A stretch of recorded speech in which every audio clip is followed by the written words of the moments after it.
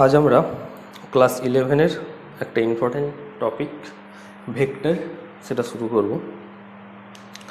ভেক্টরটা আমাদের সারা জীবন কাজে লাগবে, যতদিন আমাদের সাথে ফিজিক্স জড়িত থাকবে। এমনকি ক্লাস 12-এ যখন উঠবো তখন ম্যাথেও আমাদের ভেক্টর আছে, আর কিছু কিছু জায়গায় কেমিস্ট্রিতেও আমাদের ভেক্টরটা কাজে লাগবে।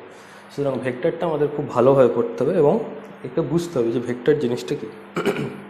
আমাদের যে রাশিগুলো আছে সেই রাশিগুলোকে আমরা জেনারেলি দুটো ভাগে ভাগ করে থাকি, একটা হচ্ছে স্কেলার কোয়ান্টিটি আর একটা হচ্ছে ভেক্টর কোয়ান্টিটি। স্কেলার রাশি এবং ভেক্টর রাশি। স্কেলার রাশি কোনগুলোকে বলবো? যেসব রাশিগুলোর শুধুমাত্র মান আছে, মানে যাদেরকে শুধুমাত্র মান দিয়েই প্রকাশ করা যাবে সেগুলোকে আমরা বলবো স্কেলার রাশি। আর যেগুলোর শুধু মান দিয়ে প্রকাশ করা যায় না, মানের সাথে সাথে দিকও প্রয়োজন হয়, তাদেরকে আমরা বলবো কি না ভেক্টর রাশি। যেমন যদি ধরি এক ব্যক্তি বা একটা স্টুডেন্ট কী করলো, সে ঘর থেকে বেরোলো, ঘর থেকে বেরিয়ে কী করলো, সে একটা দোকানে গিয়ে কিছু একটা জিনিস কিনলো, ধরো সিঙ্গারা ফিঙ্গারা খেলো, তারপর সে গেল কোথায় না স্কুলে। তাহলে কি হলো, ঘর থেকে কি করলো, সে প্রথমে গেল দোকানে, তারপর গেল স্কুলে। যদি এইটা 3 কিলোমিটার হয় বা 3 মিটার হয় আর এটা যদি 4 মিটার হয়, তাহলে সে কতটা পথ অতিক্রম করলো? 3 + 4, তার মানে কি হচ্ছে না 7 মিটার পথ সে অতিক্রম করলো। কিন্তু সে 7 মিটার পথ অতিক্রম করেছে সেটা বলতে গেলে তাকে বলতে হবে কি না, আমি প্রথমে কি করেছি, ঘর থেকে দোকান গিয়েছি 3 কিলোমিটার, তারপর দোকান থেকে স্কুলে গিয়েছি 4 কিলোমিটার, সেজন্য আমি 7 কিলোমিটার পথ অতিক্রম করেছি। তার মানে কি, তার ডিসপ্লেসমেন্টটা তাকে বোঝাতে হবে কি দিয়ে? দিক দিয়ে। যদি সে দিক উল্লেখ না করে তাহলে কি হবে, তার ডিসপ্লেসমেন্ট হয়ে যাবে এইটা। হোম থেকে স্কুলের ডিসপ্লেসমেন্ট যদি করি তাহলে হয়ে যাবে এটা 5 মিটার। তার মানে কী হচ্ছে, ডিসপ্লেসমেন্ট বোঝাতে গেলে আমাদের দিকটা না বললে কিন্তু ডিসপ্লেসমেন্ট ঠিকভাবে বোঝানো যাচ্ছে না। সেজন্য এরকম অনেক রাশি আমরা পাবো, সেগুলো কী হবে, ডিসপ্লেসমেন্ট বোঝানোর জন্য আমাদের দিকটা খুবই ইম্পর্টেন্ট। অনেক রাশি আছে দেখতে পাবো, বেগ, ত্বরণ, ভরবেগ, এই সবগুলোই কী হবে আমাদের আগে একটা ভেক্টর আছে, এবং এদের সবগুলোকে বোঝাতে গেলে আমাদের মানের সাথে সাথে কিন্তু দিকটাও খুব ইম্পর্টেন্ট। তো আমরা এই চ্যাপ্টারতে সেটাই করব কি, ভেক্টর রাশি সম্বন্ধে, ভেক্টর রাশির যোগ কীভাবে করে, ভেক্টর রাশির গুণ কীভাবে করে, সেইগুলো আমরা এই চ্যাপ্টারতে দেখব। সেগুলো শুরু করার আগে প্রথমে যেগুলো দেখতে হবে, আমাদের কিছু স্পেশাল টাইপ ভেক্টরের মধ্যে প্রথমে জানতে হবে। প্রথম যেটা জানবো সেটা হচ্ছে সমান ভেক্টর বা ইকুয়াল ভেক্টর।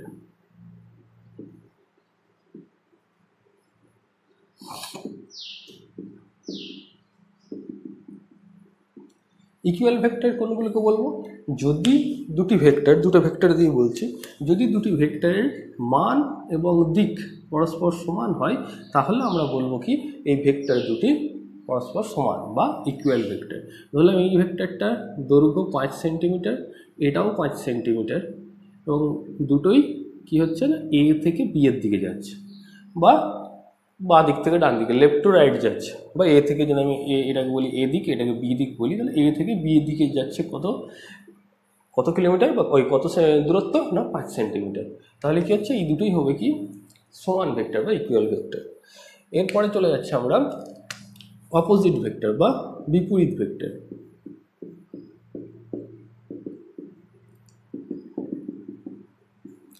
অপোজিট ভেক্টর কাদের বলবো? যে ভেক্টরগুলি মান এক কিন্তু দিক আলাদা। কীরকম?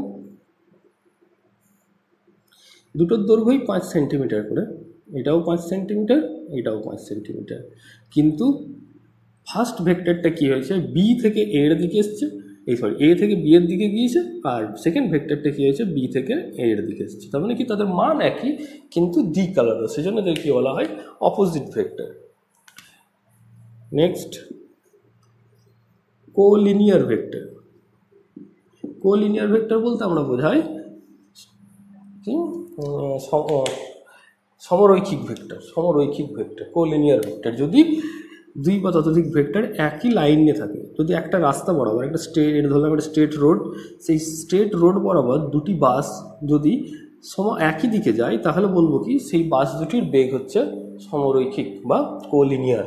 তাদের বেগ আলাদা হতে পারে, সেটা নিয়ে আমাদের এটা হয়তো 5 মিটার পার সেকেন্ড, এটা হয়তো 7 মিটার পার সেকেন্ড বেড়ে যাচ্ছে। তাদের বেগ আলাদাই হতে পারে, মানে তাদের ভেক্টর দুটির মান একই হতে পারে, আলাদা হতে পারে, কিন্তু তাদের দিক তো একই হবেই এবং একই রেখা বরাবর। এই দুটো কী ছিল, এই দুটো একই রেখায় থাকতেও পারে, একই রেখায় নাও থাকতে পারে, তাদের দিকটা যেন একই হয়। আর এখানে কী হবে, একই রেখায় থাকতে হবে এবং একই দিকে যদি না হয় তাই হবে, মানে এ যদি এই দিকে যায়, এ যদি উল্টো দিকে যায়, তাও আমরা বলবো কি এরা দুজন পরস্পর কোলিনিয়ার ভেক্টর, মানে একই লাইনে আছে। হলো। Next, coplanar vector. Coplanar vector কোনগুলোকে বলবো, যদি ভেক্টরগুলি একই তলে থাকে। যেমন বোর্ডটা যদি একটা তল হয়, এটা যদি আমরা তল হিসেবে ধরি, তাহলে কি হবে না, এই তলে যদি আমি অনেকগুলো ভেক্টরকে আমি ড্র করি, ধর এইদিকে একটা ব্যক্তি যাচ্ছে 5 কিলোমিটার গেল, এইদিকে একজন 3 কিলোমিটার, এদিকে একজন 4 কিলোমিটার, এদিকে একটা 3 কিলোমিটার, তাহলে কি হচ্ছে, এইগুলো একই তল বরাবর যাচ্ছে, তখন এইগুলোকে বলবো কি সমতলীয় বা কোপ্লেনার ভেক্টর। ঠিক আছে, এই হচ্ছে 4 ধরনের। এরপর আমাদের যে আর একটা ইম্পর্টেন্ট ভেক্টর পড়বো, সেটাকে বলছি আমরা একক ভেক্টর বা ইউনিট ভেক্টর, যেটার কাজ এই চ্যাপ্টারতে নয়, ওটা ফিজিক্সে সব থেকে বেশি। ইউনিট ভেক্টর বা একক ভেক্টর, খুব ভালো করে এটা জানতে হবে আমাদের। ইউনিট ভেক্টর কাকে বলবো? ইউনিট নাম শুনে আমরা বুঝতে পারছি কি এর মান হবে 1। তার মানে কি, যে ভেক্টরগুলির মান 1 সেইগুলোকে আমরা বলবো কি ইউনিট ভেক্টর। এগুলো কি আছে, শুধুমাত্র দিক বোঝানোর জন্য এই ইউনিট ভেক্টরগুলোকে আমরা ব্যবহার করি।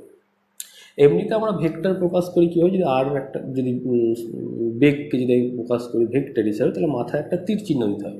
তীর চিহ্ন যদি না দিই তাহলে কিন্তু সেটা ভেক্টর রাশি হয় না। যে কোনো ভেক্টর রাশিকে, ডিসপ্লেসমেন্টকে যদি আমরা প্রকাশ করি এস দিয়ে, তাহলে এসের মাথায় ভেক্টর দিতে হয়। তাহলে ভেক্টর রাশি প্রকাশ করার জন্য মাথায় একটা তীর চিহ্ন মাস্ট। সেরকম ইউনিট ভেক্টরকে বোঝানোর জন্য একটা ক্যাপ দিতে হয়। যদি আর ক্যাপ বলি, তার মানে কি আর ভেক্টরের দিকে এ ইউনিট ভেক্টর। মানে কি, যদি এই একটা আর ভেক্টর হয় 5 সেন্টিমিটার দৈর্ঘ্যের, এটা আর ভেক্টর, তাহলে এইখান থেকে যদি এটা 1 সেন্টিমিটার হয়, তাহলে এই অংশটা হবে কি ইউনিট ভেক্টর আর ক্যাপ, আর এর দিকে একক ভেক্টর। ঠিক আছে, এটাকে আরও ভালোভাবে জানবো আমরা। আমরা যদি কোয়াড্রেন্টে চলে যাই, আমরা 3 ডাইমেনশনাল কোয়াড্রেন্ট, তাহলে কি আছে আমাদের X Y Z, 3 dimensional axis. তাহলে কি বলবো, এক্স অক্ষ বরাবর যে একক ভেক্টর তাকে আমরা বলবো আই ক্যাপ। আমরা যখন গ্রাফ টাইম তখন ছোটো ছোটো ঘর পাই না, আমরা সেইভাবে তুলনা করতে পারি, যদিও সেটা আর এটার মধ্যে একটু পার্থক্য আছে। আমরা আপাতত বোঝার জন্য কী করবো, গ্রাফ পেপার যে ছোটো ছোটো ঘর সেগুলোকে আমরা একক ভেক্টর হিসেবে ধরে নিতে পারি এখন। তাহলে কী হবে, এক্স অক্ষ বরাবর যে ছোটো ছোটো ঘর সেগুলোকে আমরা বলবো আই ক্যাপ, মানে ইউনিট ভেক্টর। ওয়াই অক্ষ বরাবর ইউনিট ভেক্টরগুলোকে বলবো জে ক্যাপ, আর জেড অক্ষ বরাবর ইউনিট ভেক্টরকে বলবো কে ক্যাপ। এইভাবে আমরা 3টে অ্যাক্সিস বরাবর 3টে ইউনিট ভেক্টর পেয়ে গেলাম। এবার কী হবে, এতে সুবিধা কী হলো, এতে সুবিধা হলো কি, ধরি আমি একটা পয়েন্ট এখানে লিখলাম, একটা পয়েন্ট আছে পি পয়েন্ট, তার স্থানাঙ্ক এক্স ওয়াই জেড। তার মানে কি, এক্স অক্ষ বরাবর সে এক্স ঘর, ওয়াই অক্ষ বরাবর ওয়াই ঘর, এবং জেড অক্ষ বরাবর সে জেড ঘর গিয়ে এই বিন্দুটা আমি পেয়েছি। এই বিন্দুর অ্যাকচুয়ালি প্লেন হবে না, প্লেন থেকে উঠে এসে কোনো একটা জায়গায় হবে, কারণ জেড অক্ষ বরাবর ওয়াই এসছে, জেড অক্ষ বরাবর যদি ওয়াই আসে তাহলে এইখানে একটা বিন্দুটা হবে। যাই হোক, আপাতত সেটা সম্ভব না, তাহলে এইটা হচ্ছে তার অবস্থান। এবার আমরা কি, এই যে মূল বিন্দু থেকে যদি পি বিন্দুটা যোগ করি, তাহলে এই যে একটা ভেক্টর পাবো ওপি ভেক্টর, এই ভেক্টরটা হচ্ছে কি না পি বিন্দুর অবস্থান ভেক্টর বা পজিশন ভেক্টর। তাহলে আমরা আর এক ধরনের ভেক্টর আমরা জানতে পারলাম, সেটা হচ্ছে পজিশন ভেক্টর। পজিশন ভেক্টর কি, যে ভেক্টরের দ্বারা কোন একটা বিন্দুর অবস্থান নির্ণয় করা যায় তাকে বলছে কি অবস্থান ভেক্টর। তাহলে কি হচ্ছে, ওপিটা হচ্ছে কি না পি বিন্দুর অবস্থান ভেক্টর। তো সেটাকে আমরা কীভাবে লিখতে পারি না, এক্স আই ক্যাপ, যেহেতু এক্স অক্ষ বরাবর এক্স ঘর গিয়েছে আর এক্স অক্ষ বরাবর ইউনিট ভেক্টর হচ্ছে I cap, plus Y J একইভাবে, আর জেড কে ক্যাপ একইভাবে। জেড অক্ষ বরাবর যেহেতু জেড ঘর গিয়েছে আর কি, তাহলে বা জেড দৈর্ঘ্য গিয়েছে, সেই জন্য জেড ইন্টু কে ক্যাপ। তাহলে এইটা হয়ে গেল কি তার পজিশন ভেক্টর। এখানে সাধারণত আমরা আর দিয়ে ডিনোট করি, r vector, r equal to x I cap plus Y J cap plus Z K cap. এবার কি, এবার এইটাকে বুঝতে গেলে আমি যদি বলি ইউনিট ভেক্টরটাকে আরও ভালোভাবে বুঝতে গেলে আমাদের যদি চলে যাই আমাদের কারেন্সি দিয়ে চলে যাই, আমি যদি বলি 100 টাকা, তাহলে আমরা কি বলতে পারি যে 100 ইন্টু 1 টাকা। তার মানে কি, যে এই যে 1 টাকা বলছি সেটা হচ্ছে কি ইউনিট, তার সাথে 100 গুণ করে আমাদের 100 টাকা হয়েছে। সেই রকম ইউনিট ভেক্টরটা তাই, এই যে ইউনিট যেটা পেয়েছিলাম সেটা আমরা ইউনিট ভেক্টর। তাহলে আমরা কি বলতে পারি, এই আর ভেক্টরটাকেও আমরা সেইভাবেই মেজার করতে পারবো। এখানে কি হচ্ছে 100 টাকার 100টা হচ্ছে মান, আর 1 টাকা যেটা হচ্ছে সেটা হচ্ছে তার ইউনিট। এখানেও তাই। তাহলে কি বলতে পারি, r vector equal to mod of r vector. Mod of r vector মানে আর ভেক্টরের মান, তার মানে কি ওপি যে দৈর্ঘ্য, সেই দৈর্ঘ্যটা ওর থেকে পি বিন্দু যে দূরত্ব, সেই দূরত্বটা হচ্ছে r, mod of r into r cap into ওই দিকের একক ভেক্টর। ঠিক আছে, বলতে পারি তো। অ্যাকচুয়ালি আর ভেক্টরটা কি, আর ভেক্টর শুধুমাত্র দিক দেবে, ও তো মান দিতে পারবে না। তাহলে মান ইন্টু সেই দিককার দিক, দুটো মিলিয়ে হলো আর ভেক্টর। আর এর ভেক্টরের মান বলার কোনো ক্ষমতা নেই। আমরা যে রাস্তা অনেক সময় দেখতে পাই, যদি সাইনবোর্ড দেখতে পাই যেখানে রাস্তা ভাগ হয়েছে, এই একটা রাস্তা গিয়েছে, এইখানে রাস্তাটা ভাগ হয়েছে দুটো ভাগে, তাহলে কী হবে, এখানে একটা সাইনবোর্ড লেখা থাকবে যে বলা থাকবে এই দিকে যদি যাও তাহলে তুমি দিল্লি পৌঁছাবে। এইখানে আর একটা সাইনবোর্ড থাকবে, বলা থাকবে যে এই দিকে যদি তুমি যাও তাহলে তুমি গুজরাট পৌঁছাবে। কথা লেগে বলছে, তাহলে এই রাস্তায় এলাম, আমি সাইনবোর্ড দেখলাম, আমার দিল্লি যাওয়ার কথা, আমি এই রাস্তায় চলে গেলাম। কিন্তু এই সাইনবোর্ডটা কি দিল্লি পর্যন্ত থাকবে? থাকবে না তো। ও শুধু বলে দেবে যে তুমি এদিকে যাও তাহলে তুমি দিল্লি পাবে। এই সাইনবোর্ড বলে দেবে কি এই তীর চিহ্ন, তুমি এইদিকে যাও তুমি গুজরাট পাবে। কিন্তু এই সাইনবোর্ডটা তো গুজরাট পর্যন্ত যাচ্ছে না। তার মানে কি, এ শুধু দিক বলে দিচ্ছে। এই আর ক্যাপেরও তাই কাজ, ওর কেবল দিক বলে দেবে, ও কিন্তু মান বলতে পারবে না। ওই এতটা পর্যন্ত যাবে না, এখানে শুধুমাত্র একটা তীর চিহ্ন দিয়ে দিলে তুমি এইদিকে যাও, কতটা যাবে জানি না, এইদিকে গেলে তুমি ঠিক পি পাবে। এবার কতটা যাবে সেটা কে বলতে পারবে, এই মড অফ আর মানে মান।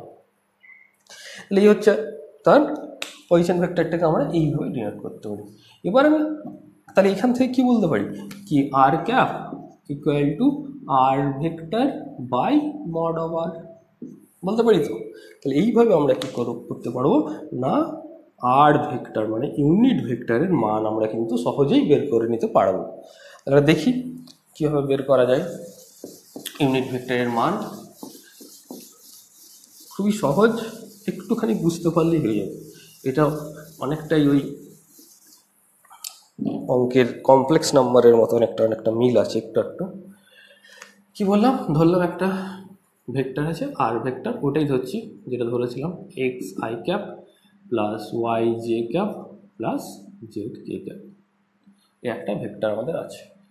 এবার কি হবে না, প্রথমে আমাদের আর ভেক্টর করতে গেলে আর মড অফ আর বের করতে হবে। মানে কি, মড অফ আর কী হবে না, আর ভেক্টরের মান সেটা বের করার ফর্মুলা কি, root over of x square plus Y square plus Z square. এটা কীভাবে এলো, যদি আমরা 2 ডাইমেনশনাল এটা দেখি তাহলে আমাদের বুঝতে সুবিধা হবে এটা কীভাবে এলো। ধরুন একটা 2 ডাইমেনশনাল একটা বস্তু ধরে নিলাম, সেখানে পজিশন ভেক্টর তার এক্স ওয়াই যদি হয়, তাহলে এই ওপির দৈর্ঘ্য কত হবে। তাহলে এক্স ওয়াই মানে কি, সেই এক্স অক্ষ বরাবর এক্স এসছে, তাহলে এইখান থেকে এতটা তার এক্স, আর ওয়াই অক্ষ বরাবর সে ওয়াই দৈর্ঘ্য গিয়েছে, তাহলে এইখান থেকে এতটা হচ্ছে তার ওয়াই। তাহলে এই ওপি সমান কী হবে, ওপিটা হচ্ছে কি একটি সমকোণী ত্রিভুজের অতিভুজ। তাহলে আমরা বলতে পারি OP equal to root over of x square plus Y square. সেইভাবেই এখানে আর ভেক্টর তার মান x square plus Y square plus Z square, যেহেতু এটি 3 ডাইমেনশনাল। তাহলে এই মানটা পেয়ে গেলাম। তাহলে আর ক্যাপ সমান কি বলতে পারি, আর ক্যাপ সমান তাহলে হয়ে গেল আর একদম ডাইরেক্ট লিখছি, x I cap plus Y J cap plus Z K cap, that's mean r vector divided by mod of r, তাহলে হচ্ছে root over of x square plus Y square plus Z square. তাহলে এইটা হচ্ছে কি না, কোনো একটা position ভেক্টরের ইউনিট ভেক্টর বের করার ফর্মুলা। এবার কি করব আমরা, একটা বাস্তব, এগুলো তো এক্স ওয়াই জেড ধরে করলাম, এবার একটা রিয়েল ভেক্টর নিয়ে আলোচনা করে দেখি যে হ্যাঁ আসছে কিনা ডিটেলসে, প্রমাণ করে দেখাই। ধরি ভেক্টরটা আমি ধরলাম r vector equal to 2i cap minus j cap plus 2k cap, এই একটা ভেক্টর আমি ধরে নিলাম। এবার আমি কোয়েশ্চেন কি, এই ভেক্টরটার ইউনিট ভেক্টর আমাদের বের করতে হবে। কীভাবে বের করবো? তাহলে প্রথমে আমাদের কী বের করতে হবে, মড অফ আর বের করি। তাহলে mod of R equal to root over of 2 square plus minus 1 তার হোল স্কোয়ার প্লাস 2 স্কোয়ার, তার মানে হচ্ছে root over of 4 plus 1 plus 4, that's mean root over of 9, that's mean 3। তাহলে আমরা কি বলতে পারি, r cap equal to r vector by mod of r, that's mean 2i cap minus j cap plus 2k cap divided by 3। এটাকে যদি আলাদা করে লিখি তাহলে কি পাবো না, r cap equal to 2/3 i cap minus 1/3 j cap plus 2/3 k cap, just আলাদা আলাদা করে লিখে দিলাম। তাহলে এইটা হচ্ছে কি আর ভেক্টরের দিকে একক ভেক্টর। এবার যদি এইটা একক ভেক্টর হয় তাহলে নিশ্চয়ই এর মড মানে এর মানটা হবে 1, সেটাও দেখা যাক আসছে কিনা। Mod of R cap equal to root over of 2/3 তার হোল স্কোয়ার প্লাস মাইনাস 1/3 তার হোল স্কোয়ার প্লাস 2/3 তার হোল স্কোয়ার। তাহলে কি আসছে 4/9 প্লাস 1/9 প্লাস 4/9, তার root over of 9/9 root over of 1, that's mean 1। তাহলে কি হচ্ছে mod of R cap equal to 1 বেরিয়ে গেল। তার মানে আমাদের প্রমাণ হয়ে গেল যে এই ভেক্টরটা একটি একক ভেক্টর। এইটা হচ্ছে আমাদের একক ভেক্টরের কনসেপ্ট। আশা করছি একক ভেক্টর জিনিসটা কি এবং কীভাবে বের করব সেটা ক্লিয়ার হয়েছে। আর পজিশন ভেক্টর কি সেটা আমাদের জানা হবে। পরের ক্লাসে আমরা ভেক্টরের যোগ কীভাবে করব সেটা শিখব।